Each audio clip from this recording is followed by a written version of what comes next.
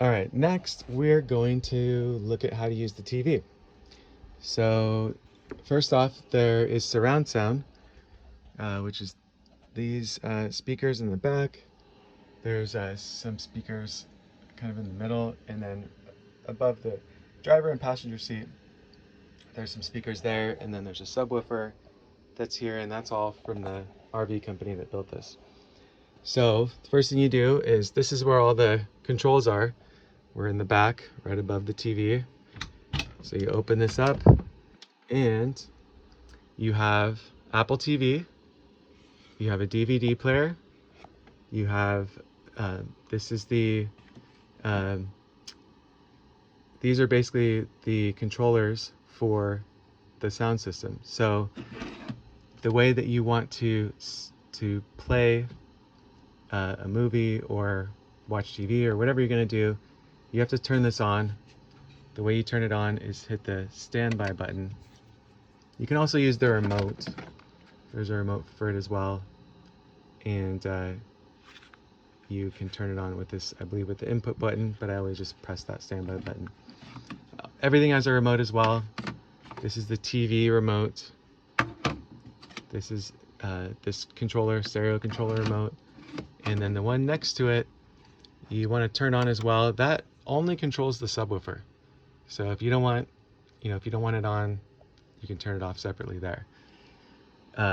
This is the Apple TV remote for girls, John, but you can use it if you want.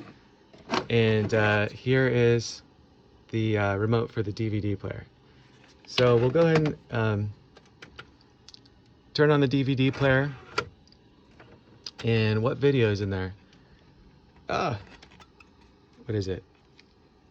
My Big Fat Greek Wedding. John, you should like that one. Seems like your style movie. And then we close it. Kidding, of course. It'll start playing like most DVD players, but why don't we go ahead and undo the TV? We have this strap. It's small, but it holds it in place so that it doesn't bang around as you're driving. So I added this, all the equipment in here is new, by the way. I added this larger TV as well. The other TV was like maybe 6 inches to 10 inches, very small. But this one, you'll want to make sure to not twist it too much, but you pull it out like so, and then you want to clear this edge where the cabinet is and just turn it to your left, and then there you go. Then we're gonna put it up against the walls, really where we have it. Usually it's on an arm, so you can swing it around if you want to. But let's go ahead and turn the power on. And we're using the TV remote.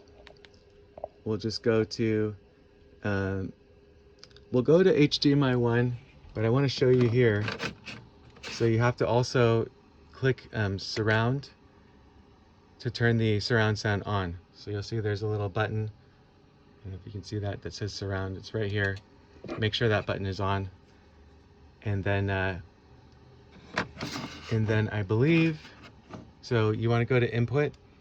HD2 is your HDMI 2, and then you have some auxiliary inputs. The only one I use, you can listen to the radio as well, never do that, but you can listen. So basically HDMI 1 and HDMI 2 are what you want to use. HDMI 1 is the DVD player. HDMI 2 is Apple TV. And the only way to use surround sound is by HDMI 2 or HDMI 1. If you don't want to turn that on, you don't have to.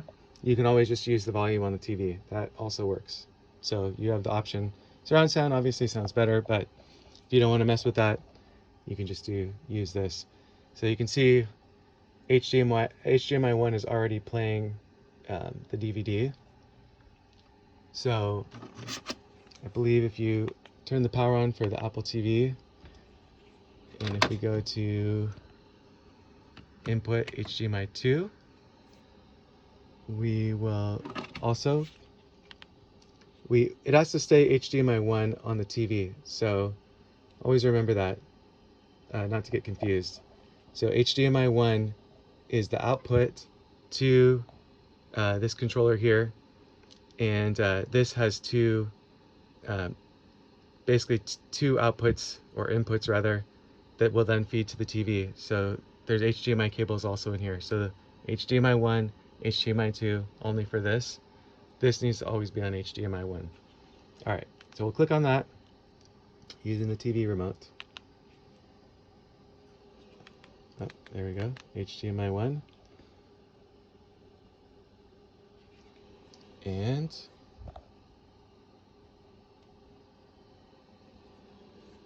there we go. It's showing the Apple TV.